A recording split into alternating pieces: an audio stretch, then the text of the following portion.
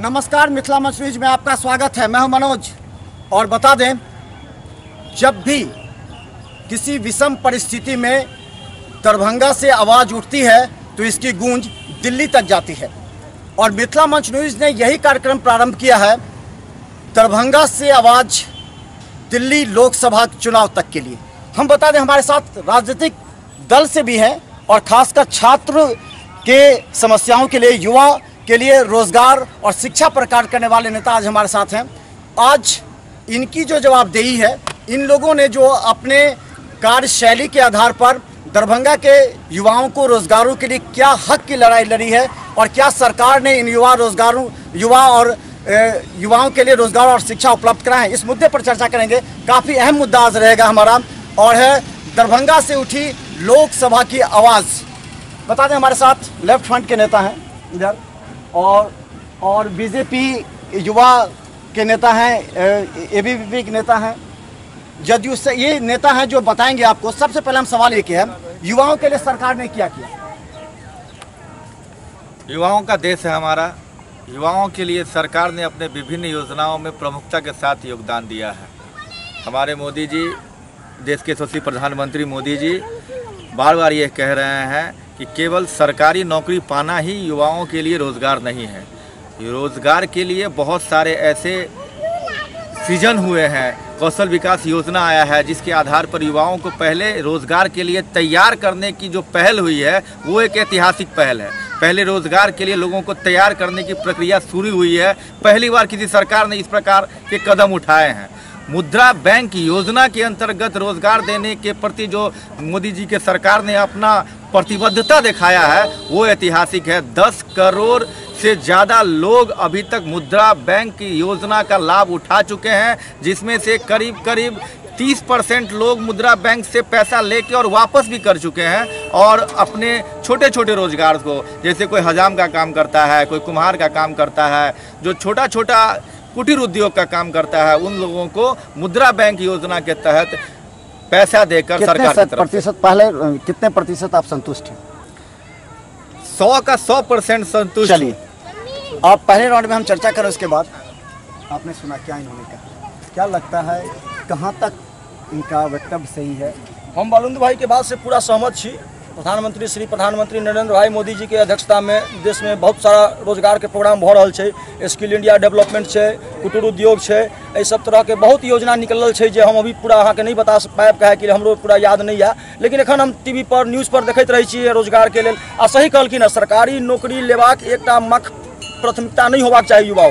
युवाओं के प्राथमिकता ई होबाक चाही कि हमर जीविकोपार्जन हुए, हम 2 पाई कमाबी। एहि दुआरे बहुत सारे एहन योजना छै जकर लाभ उठा रहल छै पब्लिक, आ भविष्य में भी उठेता, क्योंकि काम भ रहल छै रोजगार के क्षेत्र में। एहन नहीं छै जे काम भ रहल। कितना प्रतिशत? हम 100% सहमत छी। आई रोजगारी के डेट में यह हराई तालाब छी, ये तालाब छी, हम देखे चलौं 20-20टा 30-30टा लगी लऽ कऽ बैसल छली लोक सब। अब कहाँ ककरो देखै छियै?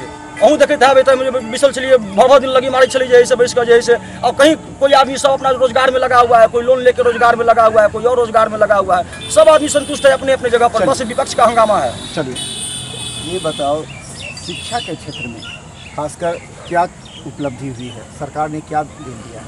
बहुत ही ज़्यादा उपलब्धि हुई है शिक्षा के क्षेत्र में। जैसा कि हम लोग देखते हैं, बिना शिक्षा के छात्र छात्राएं आगे बढ़ जाती थी। जब उनका परिणाम निकलता था तो उनसे क्वेश्चन किया जाता था, कोई जवाब नहीं मिलता। लेकिन अब ऐसा नहीं हुआ है। अब स्किल को डेवलप करते हुए मतलब छात्र छात्राओं को शिक्षित करते हुए अब शिक्षा को आगे बढ़ाया जा रहा है। जो उनमें ज्ञान होना चाहिए, नॉलेज होना चाहिए, और इस पर बहुत ही ज़्यादा फोकस किया जा रहा है कि बिना ज्ञान का कुछ नहीं है। पहले हम लोग देखते थे, कुछ ज्ञान के मामला में कुछ नहीं होता था, लेकिन जब उनका परिणाम निकलता था उनका 0% भी उनके पास ज्ञान नहीं होता था। लेकिन नियमित वर्ग का संचालन हो रहा है। हाँ, नियमित वर्ग का बिल्कुल संतुष्ट हैं आप? हाँ, संतुष्ट। तो चलें, एक पक्ष आपने देखा, लेकिन अब हम बात करेंगे, क्या सरकार वास्तव में सजग है युवाओं के रोजगार और शिक्षा के लिए?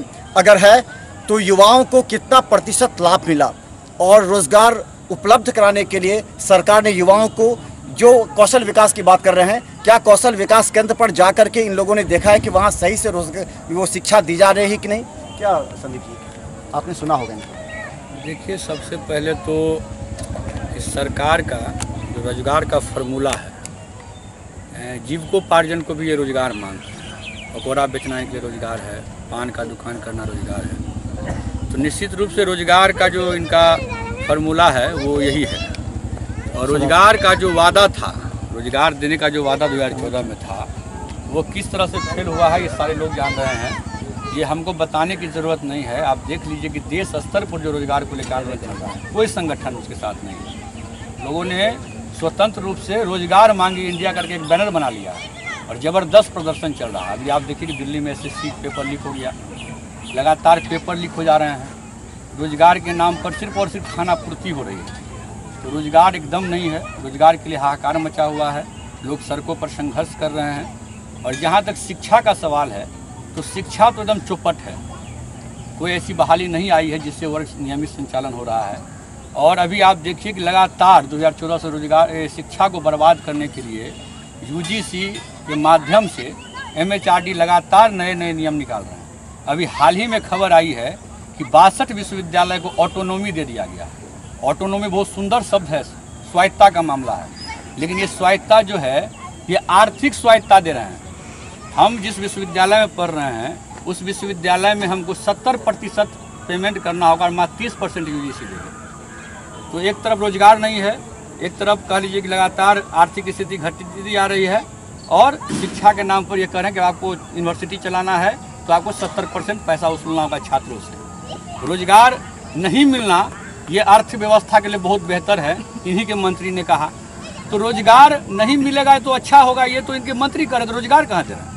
तो रोजगार न है न शिक्षा है, कुल मिला के देश भर में हाहाकार मचा हुआ है। और ये बात हमको कहने की जरूरत नहीं, आप आंदोलन में देख सकते हैं। जनरल छात्रों का आंदोलन, कोई संगठन उसके साथ नहीं है। जनरल छात्र लंबे समय से आंदोलन चला रहे हैं और आप देख लीजिए क्या स्थिति है रोजगार को लेकर। क्या लगा आपको? अब नहीं कोई रहेगा बेरोजगार, अब की बार मोदी सरकार। अब नहीं रहेगा कोई गवार, अब की बार मोदी सरकार का नारा देके जो सरकार सत्ता में आई है। सभी जानते हैं कि 2 करोड़ रोजगार प्रतिवर्ष उनका वादा था, उनके मेमोरेंडम में था। लेकिन हम लोग ने जब RTI से मांगा जवाब तो 1.25 लाख लोग को हर वर्ष ये सरकार रोजगार दे पा रही है। उसमें भी अब श्रम विभाग उस बेरोजगार की जो लिस्ट होती है उसको जारी करने से कितना % बेरोजगार है इस देश के अंदर, उसको लिस्ट जारी करना भी बंद कर दिया है। उनका भी फरमान आया है। तो निश्चित रूप से आप देख रहे हैं देश के अंदर, इस राज्य के अंदर जो बेरोजगारी और शिक्षा के लिए जो आंदोलन हो रहा है वो ही दर्शा रहा है कि सरकार रोजगार के प्रति, शिक्षा के प्रति कितना सजग है। निश्चित रूप से स्टूडेंट सेटिस्फाइड नहीं है इस एजुकेशन से। 12 वर्ष से ऊपर यहाँ NDA की सरकार रही है बिहार के अंदर। 12 वर्ष में स्टूडेंट प्रथम कक्षा से 12th की कक्षा तक पास कर लेते हैं। उनका देख रहे हैं अभी पिछली बार जब 12th का एग्ज़ाम हुआ उसमें कैसे टॉपर घोटाला हुआ। तो निश्चित रूप से 12 वर्ष से ये सरकार बिहार के अंदर है, 12 वर्ष से ऊपर हो गया है। शिक्षा की जो बदहाली बिहार के अंदर है वो तमाम जो राज्य हैं देश के अंदर उससे सबसे नीचे पायदान पर है शिक्षा के मामला में।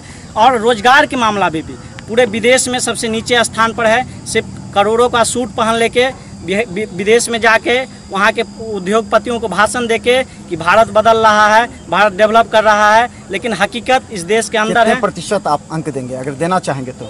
निगेटिव में देंगे, माइनस में? हाँ, माइनस में। तो चलिए अब हम ये दूसरा राउंड होगा और अब इस राउंड में हम वार्ता करेंगे और खासकर खुले रूप से चर्चा होगी कि क्या युवाओं के लिए इस सरकार ने रोजगार दिया। दरभंगा से उठ रही है आवाज़ जो दिल्ली तक जाएगी और खासकर उन नेताओं को हम दिखाना चाहते हैं जिन्होंने दरभंगा का नेतृत्व तो किया लेकिन दरभंगा में युवाओं के लिए कोई कार्य नहीं हुआ। युवाओं के लिए जो कार्य होनी चाहिए था वो नहीं हो पाया। शिक्षा और रोजगार के क्षेत्र में जो उपलब्धि हासिल होनी चाहिए था वो नहीं। अगर हुआ तो किस मौके? क्या पकौड़ा बेचना गलत है? ये बताइए, पकौड़ा या रोजगार को आपने गलत कहा है? देखिए, पकौड़ा बेचना गलत है या सही है इस पर बहस नहीं है। रोजगार हो रहा है। बहस ये है कि आप एक TV चैनल पर बैठ करके प्रधानमंत्री होते हुए ये कह रहे हैं कि आपके चैनल के बाहर कोई पकौड़ा बेच रहा है तो ये भी रोजगार है। इस देश के लिए कितना शर्मनाक। अच्छा ये बताइए, योग्यता के अनुसार रोजगार मिलना चाहिए नहीं? हाँ, ये बात अगर उसका मोदी जी खुद कहे थे। हाँ, तो जिसके पास जो योग्यता है वही आप तो कैसे मैनेजर बना दीजिए? कहाँ मिल रहा है रोजगार? कहाँ मिल रहा है उनके क्षमता के साथ? कहाँ बता दीजिए, आधार पर बनी चाहिए, बता दीजिए। प्रश्न पत्र लिखो। आज का जो अभी तक का आपका मुद्दा, अभी तक मेन फोकस रहा है रोजगार। मैं ये पूछना चाहता हूँ वामपंथी साथियों से, और कांग्रेस तो आपके बुलाने पे भी आएगी नहीं क्योंकि वो कहीं झेल नहीं पा रही है। तो कांग्रेसी और वामपंथी पहले ये बताएं कि आज से 4 साल पहले सब के सब डीएम, कलेक्टर, डीआरएम थे और 4 साल में सब बेरोजगार हो गए हैं। मुझे लग रहा है जिस प्रकार का मुद्दा ये लोग बना रहे हैं बेरोजगारी का, और मैं जहाँ से देख रहा हूँ ये लोग कहते हैं कि जो मोदी जी ने कहा, क्या गलत कहा उन्होंने कि इस न्यूज़ चैनल के नीचे अगर कोई बंदा एक पकौड़ा का दुकान चला के अपने परिवार को भरण पोषण कर रहा है तो क्या वो अपने आप में रोजगार कहाँ से पैसा निकलेगा? वही रोजगार करने वाले आज भटक रहे, पैसा नहीं है बैंक में, एटीएम खाली है। आखिर इसका जवाब आप उसी रोजगार के लिए, पकौड़ा बेचने वाले ने कहा है कि पैसा एटीएम के लिए गए, सामान नहीं मिला। आप ये बताइए कि आप व्यक्तिगत रूप से कितने बार एटीएम में पैसा न रहने की वजह से प्रभावित हुए हैं? मैं नहीं प्रभावित हुआ हूँ। हाँ, मैं ये नहीं कहता हूँ कि प्रभावित नहीं हुआ है, कम करेंगे, लेकिन जो रोजगार करने वाला एटीएम का काम बहुत कम करता है, जो पकौड़ा बेचने वाली बात वो कर रहे हैं, और जो स्वरोजगार करते हैं, और जो नोटबंदी पर दिक्कत है जिनको, आप मुझे बताइए कि 500,000 रुपये एक पकौड़ा बेचने वाले लोगों को जो आजीविका चलाते हैं, 500 रुपये मुश्किल से देखने को मिलते हैं। 500 रुपये जिनको मुश्किल से देखने को मिलते हैं, उन्हें 500 और 1000 के नोटबंदी में क्या नुकसान हुआ? ये वही लोग हैं जो उस लाइन में जो कुछ लोग मारे गए नोटबंदी को, ये लोग अभी भी कहते हैं, क्योंकि नक्सलवाद बंद हो गया। नक्सलवाद जब बंद हुआ, आतंकवाद पे रोक लगा, पत्थरबाजी की घटना बंद हो गई थी, ये सारी घटना नोटबंदी की वजह से हुई है। इन लोगों ने आवाज उठाई थी, यहाँ पर चीनी मिल बंद है, यहाँ पर पेपर उद्योग बंद है, डीएमसीएच नगर निगम में क्या लगा सुधार हुआ? सही बात बोलिए। देखियो, चीनी मिल, डीएमसीएच ई सब हमर सबक मुद्दा नहीं है, ये सब बड़का बड़का राजनेता के मुद्दा है। अखन अहाँ के मुद्दा छला जे कहाँ से लाएगा रोजगार। चैनल के बाहर अगर कोई पकौड़ा बेच रहा है तो वो कहाँ से वो रोजगार है? सही बात है, हम दिल्ली गए थे, पार्लियामेंट हाउस के सामने एक पकौड़ा वाला था, उसके यहाँ हम 20 मिनट लाइन में लगे, तो गर्मी में तब जाके हमको चाट मिला। जब उधर से लौट करके आया तो मेरा दोस्त दिखाया कि देखिए बंगले का मालिक यही चाट वाला था। हम देखल नीचा में महंगा महंगा कार, लेम्बोर्गिनी, BMW, डुकाटी लागल चले, वो रोजगार चले। उतना हमारा डीएम भी नहीं कमा रहा है, उतना हमारा। ये बात है, ये बात है। पकौड़ा छोड़ दीजिए, हम ये बात कहेंगे कि अगर यहाँ चाय दुकान लगातार खुलते जा रहे हैं, चाय दुकान वाले भी कमा रहे हैं। हाँ, पहले तो कन्फ्यूजन को दूर करना होगा कि पकौड़ा बेचना रोजगार है या आजीविका है। टावर पर एक लस्सी वाले वर्षों पहले से लस्सी बेच रहे थे और लस्सी बना बेच करके आज वो बिल्डिंग बना लिए। ये एग्जाम्पल इस देश के लिए नहीं हुआ, देश के रोजगार के लिए एग्जाम्पल। रोजगार को बढ़ावा मिल सकता है, वही बात हम कह रहे हैं, वही बात प्रोत्साहित तो होंगे ना। नहीं, सबसे बड़ी बात ये है कि इन्होंने कहा, जब आपने इनसे क्वेश्चन किया कि पेपर मिल बंद है, तो पेपर मिल में तो रोजगार ही मिलेगा ना। ये किनका मुद्दा होगा? ये किसका मुद्दा होगा? पेपर मिल किसी की सरकारी संपत्ति नहीं है, चीनी मिल में तो रोजगार ही मिलेगा ना। यहाँ के लोग ये जो पलायन कर रहे हैं और जाके मारे जा रहे हैं, वो किस लिए मारे जा रहे हैं? रोजगार उपलब्ध होगा, इस बात से इनकार नहीं। आपका चीनी मिल नहीं, पेपर उद्योग सब बंद है, कोई ऐसा रोजगार तो वहीं से उपलब्ध होता है। हो सकता है मेरी इस बात से कुछ लोग दुखी हो, लेकिन मैं जहाँ से देख रहा हूँ लगातार दशकों से बाहरी प्रतिनिधित्व का दंश झेल रहा है यह दरभंगा जिला। इसका मुख्य कारण है कि कोई भी हम लोगों के स्थानीय लोग सांसद नहीं बन पाए हैं, और हम लोग जिनको सांसद बनाए हैं उनका ध्यान रोजगार पर नहीं है, उनका ध्यान दरभंगा के विकास पर नहीं है। जनता आपको नहीं कहेगी, आप ही ने सांसद बनाया, ये मेरी गलती है, ये मेरी गलती है। सांसद मैं भाजपा कार्यकर्ता के नाते जनता भुगत रही है, जनता आपकी गलती, बीजेपी की गलती की वजह से जनता भुगत रही है। जनता अगर भुगत रही है, आप ये कह रहे हैं रोजगार के माध्यम से, तो मैं कहीं ना कहीं इस बात को स्वीकार करने में कोई दोहराई नहीं है कि जो एक सांसद को काम करना चाहिए था, वो काम करने में निश्चित रूप से हमारे सांसद अकर्मण्य साबित हुए। और वो क्या अपने व्यक्तिगत राजनीति, क्या इस चुनाव में आप बोलिएगा जनता को कि हमारी गलती की वजह से सांसद ने शिक्षा, रोजगार और खासकर उद्योगों को विकसित करने में दिया? हम अपनी गलती को सुधारने का प्रयास करेंगे, और जो गलती पिछली बार हुई थी उस गलती को सुधारते हुए हम ऐसे प्रत्याशियों का चयन करेंगे, पार्टी ऐसे प्रत्याशी का चयन करेगी जिनके कम से कम समस्या पता है कि यहाँ का समस्या क्या है, और अगर सही में फिर फेल हो जाएगा। भाजपा आप देखे हैं कि भाजपा एक ऐसी पार्टी है जो लोकल लोगों को टिकट नहीं देती है, क्योंकि उनका मनसा ही रहता है कि उस क्षेत्र में बाहर के आदमी को भेजेंगे, वहाँ से वो लूट के लाएगा। दूसरी बात कि ठीक है, अभी कीर्ति झा आज़ाद ने अरुण जेटली के खिलाफ बोला, इसलिए तमाम अभी जो बीजेपी के लोग हैं उनको फेल्योर साबित करने में लगा है। ये अलग इनका पॉलिटिकल मुद्दा है। दूसरी मुद्दा जो अभी देश के अंदर सबसे बड़ी है, शिक्षा और रोजगार की, उस पर ये लोग बहस नहीं करेंगे। आप देख लीजिए रोजगार के लिए कैसे लोग अलग अलग फ्रंट बना रहे हैं, अलग अलग बैनर बना रहे हैं। अब SSC स्कैम हुआ है इस देश के अंदर, सब शिक्षा का कारण है। अभी बिहार के अंदर इतने इतने बड़े बड़े घोटाले हुए हैं। अभी दरोगा परीक्षा में कितनी बड़ी धांधली हुई है, इसके बाद भी ज़बरदस्ती दरोगा का रिजल्ट निकाल दिया। इन तमाम तरह की दिक्कतें हैं, इससे इनको 2019 में फेस करना ही होगा। इनका तमाम जो ये चुटकुला था, जो जुमला था, वो फ्लॉप होगा ही 2019 में। चले, बहुत महत्वपूर्ण मुद्दा पर हम चर्चा कर रहे हैं। दरभंगा में वास्तव में उद्योग विकसित नहीं हो पाया। 2 साल के बाद ही कीर्ति झा आजाद के बागी तेवर की वजह से भले ही भाजपा अपने आप को अलग रखे, लेकिन कीर्ति झा आजाद आज भी सांसद हैं दरभंगा के, और ये सांसद बनाया है बीजेपी के लोगों ने। जवाब तो देना ही पड़ेगा। ये बताइए बालेंद्र जी, जवाब आपको देना पड़ेगा नंबर 1। दूसरी बात, क्योंकि अभी आपके वर्तमान सांसद हैं बीजेपी के, भले आपने उनको लटका के छोड़ा है, कहा जाता है कि आसमान से जो लटका दिया आपने बीच में रखा है। अरे उसको निलंबित कर दीजिए ना, वो क्यों नहीं कर रहे हैं? वो तो बार बार कर रहे हैं। ये मेरे हाथ में अगर रहता तो जिस दिन उन्होंने अपने समर्थकों के माध्यम से माननीय राष्ट्रीय अध्यक्ष अमित शाह जी के पुतले पर और माननीय वित्त मंत्री जी के पुतले पर जूता चलवाया, और जिसके अगले दिन मैंने दरभंगा टावर पे उनका पुतला फूंक के कीर्ति कुकीर्ति बंद करो का नारा दिया, उसी दिन निकाल दिया रहता। लेकिन ये मेरे बस की बात नहीं है, क्योंकि भुक्तभोगी एक कार्यकर्ता के हिसाब से और एक दरभंगा युवा के हिसाब से भुक्तभोगी मैं भी हूँ। जिस प्रकार अगर रोजगार सृजन में कहीं ना कहीं पिछले 2-3 सालों में या 2-3 सालों में पिछले दशक से वही राज कर रहे हैं, अगर कहीं कमी हुई है तो मैं जिम्मेदारी ले रहा हूँ। मेरे हाथ में नहीं है उनको निकाल देना। अच्छा, ये बताइए, उनको दरभंगा में ओवरब्रिज बनाने के लिए बनाया गया था सांसद, उनको दरभंगा में रोजगार सृजन करने के लिए बनाया गया था सांसद, और वो व्यक्तिगत रार में उक्टा पैंची अरुण जेटली जी से करने के चक्कर में, व्यक्तिगत राजनीति साधने के चक्कर में दरभंगा का नुकसान किया है। लाखों लोगों को रोजगार मिलना, दरभंगा को नुकसान करके अभी वो फिर दूसरे दल से दरभंगा में आने के प्रयास में है। ये तो रोजगार कीर्ति झा पे आगे नहीं रुकेगी। ये नेशनल लेवल का मामला है, उसमें कीर्ति झा आज कोई मसला नहीं है। अब तो आप नहीं कहेगा, हम जानते हैं। ये तो अरुण जेटली से अभी हुआ है ना, कीर्ति झा पिछले 2 टर्म से है ना, ये कोई नई बात नहीं है, कोई नई बात नहीं है। आज जब कांग्रेस की सरकार थी तभी कीर्ति झा आज संसद थे, उसके बाद ही उनको दिया गया। तो हम ये कह रहे हैं कि रोजगार जो है, ये जो रोजगार है, विधायक भी तो इन्हीं के हैं, विधायक भी तो इन्हीं के हैं। तो रोजगार के मामले पर सदन में बहस नहीं हो रहा है, इस पर तो कुछ बोले ना। न बिहार के सदन में बहस हो रहा है, न पार्लियामेंट में बहस हो रहा है, न कोई एजेंडा आ रहा है। इस पर मामला है ना, कीर्ति झा पर मामला क्यों अटका रहा है? कांग्रेस जैसा रोजगार का मामला कीर्ति में रहेगी जब राहुल गांधी जैसा नेता नेतृत्व करेगा लोकसभा में, और जब तेजस्वी यादव जैसा यहाँ विधानसभा में नेतृत्व करेगा विपक्ष का, जो केवल हल्ला करने जानते हैं, जो रोजगार मांगेगा राहुल गांधी कुछ से, नहीं सोना कर देगा, सकते आलू देगा, सोना चांदी। हमारा नेता राहुल गांधी से रोजगार मांगिए राहुल गांधी से, वो मशीन लेके आइए राहुल गांधी से, आलू डालिए और सोना निकालिए, देश समृद्ध होगा, सोने की चिड़िया बन जाएगा। हमारा नेता राहुल गांधी आलू देगा, सोना चांदी ना चलबे दादा, ये ना चलबे। चलिए ठीक है, हम एक चीज महत्वपूर्ण दूसरे मुद्दे पर करेंगे।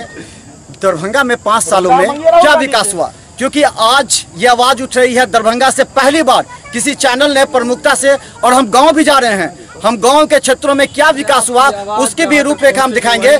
आखिर लोकसभा चुनाव होने वाले हैं और सब नेता अपने आप को वाहवाही लूट रहे। विपक्ष कह रहा कोई काम नहीं हुआ, और खासकर सरकार के पक्ष के लोग कह रहे हैं कि पूरा विकास ही विकास है। कहाँ है? दरभंगा के लोगों को रोजगार क्यों नहीं मिला? शिक्षा के क्षेत्र में कार्य क्यों नहीं? आज किसी कॉलेज में छात्रों से 50 रुपये वसूले जाते हैं परीक्षा के नाम पर, क्यों नहीं रोक लगाई जाती है?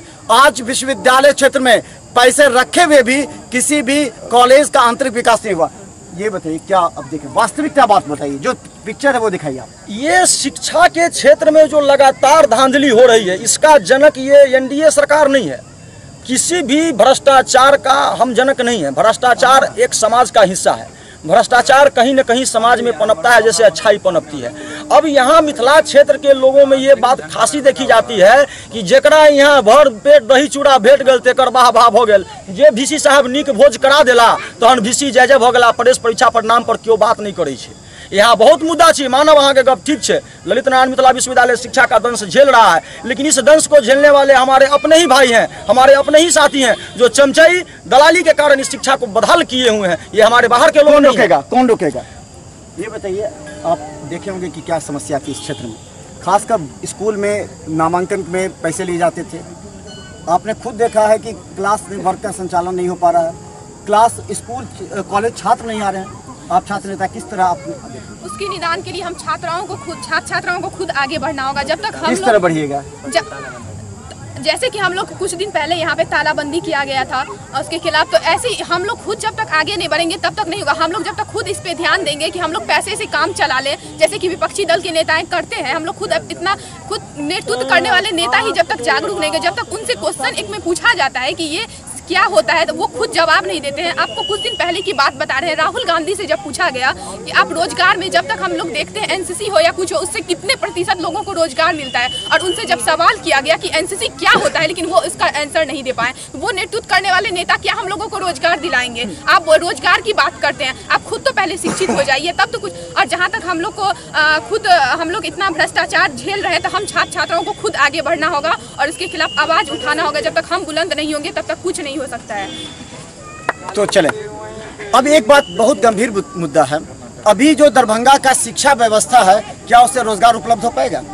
ये बताइए, जिस तरह की शिक्षा प्रणाली है, जो क्लासेस चल रहे हैं, क्या इससे आप रोजगार की कामना कर सकते हैं कि इस तरह का हो पाएगा? शिक्षा को तो आपको शिक्षा को ठीक करना ये सरकार के काम है। ये शिक्षा और रोजगार मौलिक अधिकार है और इसकी पूरी जिम्मेदारी सरकार की होती है, सरकार वो कोई भी हो। इन लोगों को कभी कभी लगता है कि भाई हम लोग जो है कांग्रेस के साथ हैं, इनको नहीं पता है कि आज इनकी सरकार बनी है तो पहली बार हम ही लोग थे जब कॉर्पोरेट लूट हुई थी, कॉमनवेल्थ लूट हुआ था, तो उसके खिलाफ 100 दिन का संसद में मोर्चाबंदी किया। तो हर सरकार के का जो कुरीति है उसको हम ही लोग उजागर करते हैं और सत्ता मिला के लोग बैठ जाते हैं, इन लोगों को लगता है हाँ यही दुनिया है। तो शिक्षा की जो स्थिति है वो शिक्षा खराब करने के लिए ये बहुत लंबा प्रक्रिया चला। अभी जो टॉपर्स घोटाला हुआ ये क्यों हो रहा है? ये जो आपको वित्त रहित कॉलेज है, वित्त रहित कॉलेज में जिस तरह से ज़्यादा रिजल्ट पर पैसा देने का जो योजना है कि आप जितना रिजल्ट देंगे उस हिसाब से आपको पैसा दिया जाएगा, ये भ्रष्टाचार का कारण है। और ये एकाएक नहीं हुआ, ये लंबे समय से चला आ रहा है, ये जगन्नाथ मिश्र के समय से चला आ रहा है। तो इसको रोकने के बजाय ये डाइवर्ट करते हैं, ये डाइवर्ट करते हैं। ये बताइए, अभी की जो शिक्षा प्रणाली है, जो व्यवस्था है, जो यहाँ का गुणात्मक शिक्षा आप देख रहे हैं कितना कैसे रोजगार मिल जाएगा? की शिक्षा व्यवस्था बिहार की शिक्षा व्यवस्था से अलग तो नहीं है। बिहार शिक्षा जो नीति है उसी आधार पर दरभंगा भी चलती है, तो केवल दरभंगा पर फोकस करना तो एक तरह से बेमानी होगी। नहीं, अभी हम इसलिए कि आप यहाँ के लिए जवाब दें, यहाँ के युवाओं को रोजगार देने के लिए शिक्षा के लिए लड़ाई लड़ रहे हैं। निश्चित आप बिहार के लिए नहीं।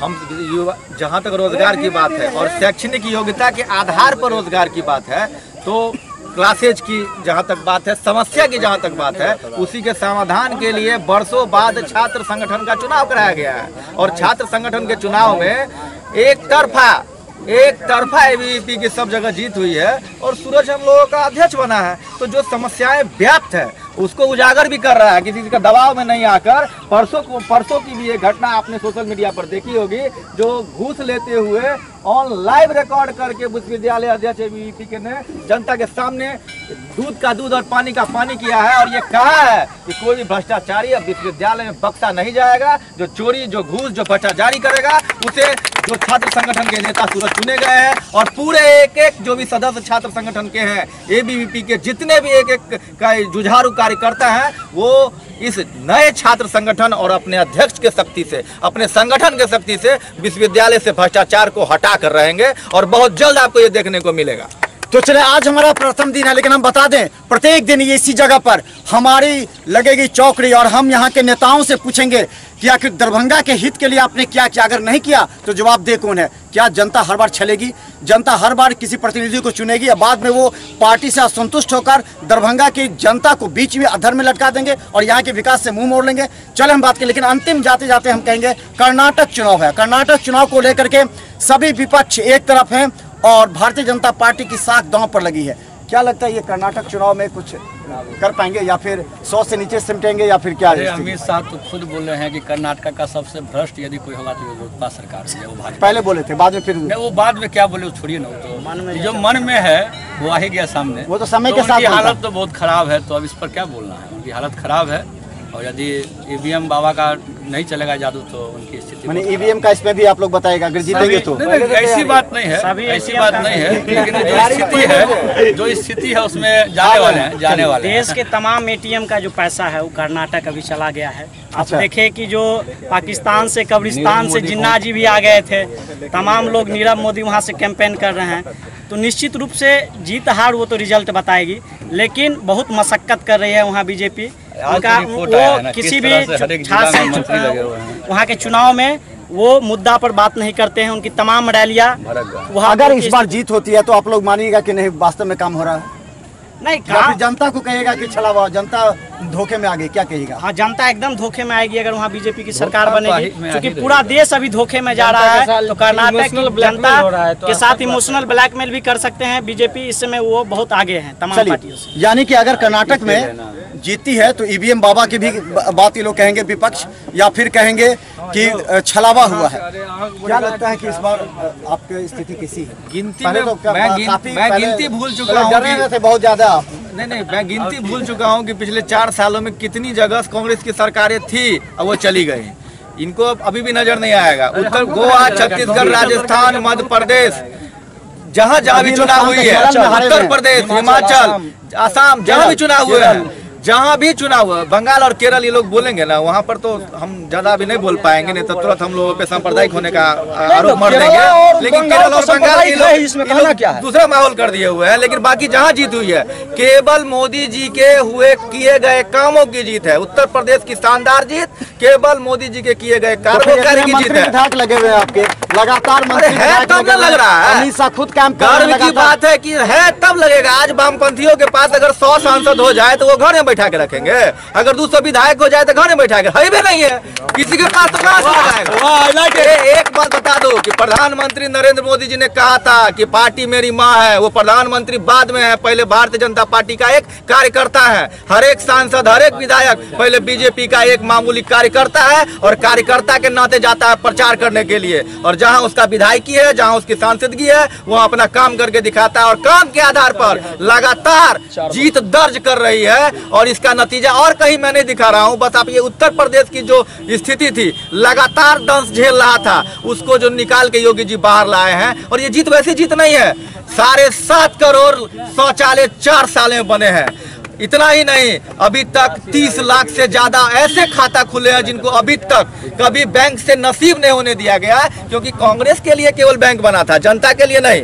बैंक देश में केवल कांग्रेस पार्टी के लिए बनाया गया था कि आप घोटाला करिए, बैंक में रखिए। कुछ इस बैंक में है भी नहीं, कहां से घोटाला करेंगे? बैंक में तो चले हम बता दें, हमारा यह कार्यक्रम आज यहीं समाप्त होता है, लेकिन हम बता दें प्रत्येक दिन मिथिला मंच न्यूज का डिबेट यहीं से होगा और हम नेताओं को लाएंगे इस मैदान में और उनसे पूछेंगे।